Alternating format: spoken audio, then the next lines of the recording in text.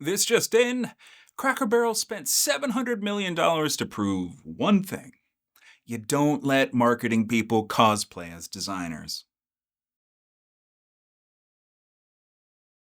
Cracker Barrel needs to feel like the Cracker Barrel for today and for tomorrow. But many customers and investors weren't buying it. Cracker Barrel stock plummeted after the announcement, the company losing $94 million in market value last Thursday. The company saying, while our logo and remodels may be making headlines, our bigger focus is still right where it belongs, in the kitchen and on your plate.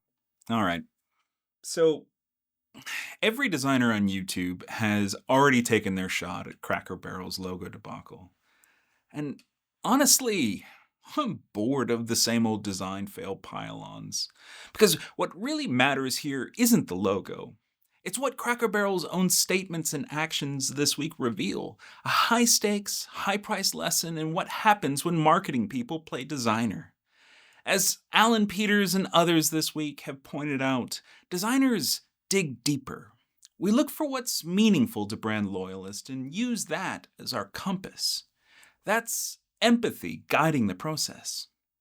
Marketing, on the other hand, often starts from trends or campaign angles.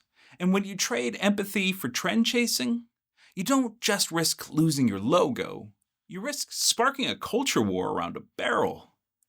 And here's the thing, right? Cracker Barrel's fiasco is more than just a bad design story. It's a $700 million case study in what happens when designers don't stand up to marketers. Last week, the company issued some statements, walked back its logo, and tried to reassure customers that Uncle Hershel wasn't going anywhere. But by then, the damage was already done. And that leaves us with two lessons. For marketers, listen to your designers. For designers, know when to push back. Let's get into it.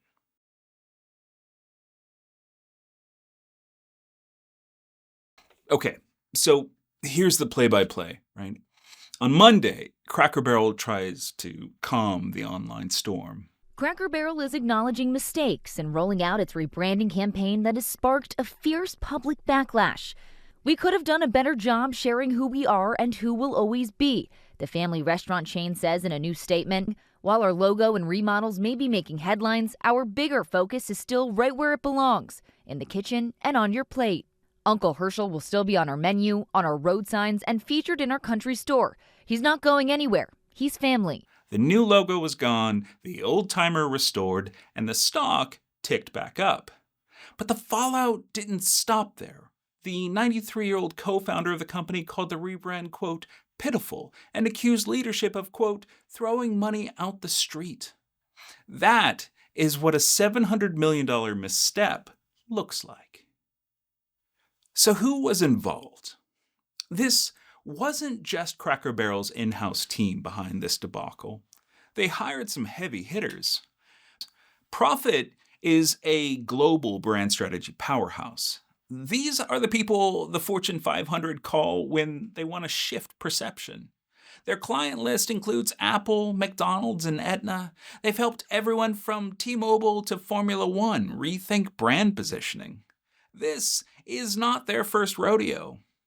Then there's Viral Nation, a social-first agency that built its reputation engineering influencer campaigns and viral stunts. They've worked with Meta, Uber, and Campbell's to create big, splashy cultural moments online. If anyone knows how quickly sentiment can turn on the internet, it should be them. Then there's Blue Engine, a communications shop that specializes in controlling narrative and managing reputation. They've partnered with LinkedIn, Google, and the Rockefeller Foundation. Their whole job is anticipating backlash and shaping the story before it gets away.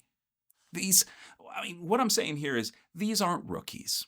They've done high-profile work before, which is exactly why they should have known better. Because brands rarely fail alone. They fail with an expensive entourage. There's a lesson for marketers here. Lesson 1, marketing people, listen to your designers. Marketing loves trends, and trends are like the weather. They change fast, they're unpredictable, and half the time, you don't even know or like what blows in. And designers, on the other hand, build the climate. We don't just chase the storm of the day, we shape long-term conditions where loyalty can actually take root and grow. And that's what makes Cracker Barrel's own statement this week so telling. Quote, "We could have done a better job sharing who we are." That's not strategy, that's storm cleanup, right? It's marketing realizing the brand's identity only after the tornado's already ripped through the front porch and taken out your rockers. That's backwards. Completely backwards. Lessons for designers here. Lesson 2. Designers, you need to know when to push back. As Alan Peters pointed out on his socials and on CNN, the idea of modernization isn't bad. The problem here was the rollout gutted the nostalgia before building a bridge back to it. And I've been there. A couple years ago, I took on a brand refresh for my kids' private school, right? It was their 10th anniversary, a chance to do something bold, innovative, something that reflected the school's philosophy.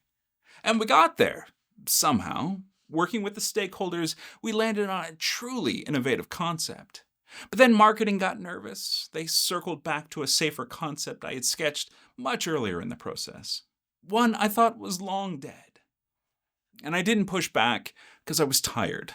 I figured they'd never seriously choose this. But they did. And now that SAFE logo is everywhere. On the school sign, on the uniforms, and on every piece of merch in my house, including my coffee cup. And trust me, the only thing worse than waking up with Folgers in your cup is waking up with your biggest logo fail printed on said cup. And now let me contrast this with another story. A Fortune 100 company with top-notch NDAs came to me with an internal branding project that was at a complete impasse. They'd been circling for months. Marketing kept steering towards trends, and so the process was stuck. I took the core team through a 2-day workshop, and every time somebody brought up what's trending, I shut it down. I forced them to dig deeper, past trends, past campaign chatter, until we found the brand's essence. And the result? A modular branding system that was flexible, powerful, and is now used all over the world. You've probably seen it, you just didn't know I had a hand in it. This only happened because I didn't let marketing drive. One choice I regret, one choice I'm proud of. And the difference was whether or not I pushed back. Here's the kicker, right? The logo was never the real problem over at Cracker Barrel. This last week, an employee video went viral showing what really goes on behind the scenes there. Microwaved meatloaf, staff hours cut to avoid paying healthcare, and a quote, home-style kitchen that looked a lot more like a frozen food aisle. And that undercuts the very heart of Cracker Barrel's story. Their entire brand is built on nostalgia, on the promise that what you're eating is slow-cooked, authentic, and tied to memory.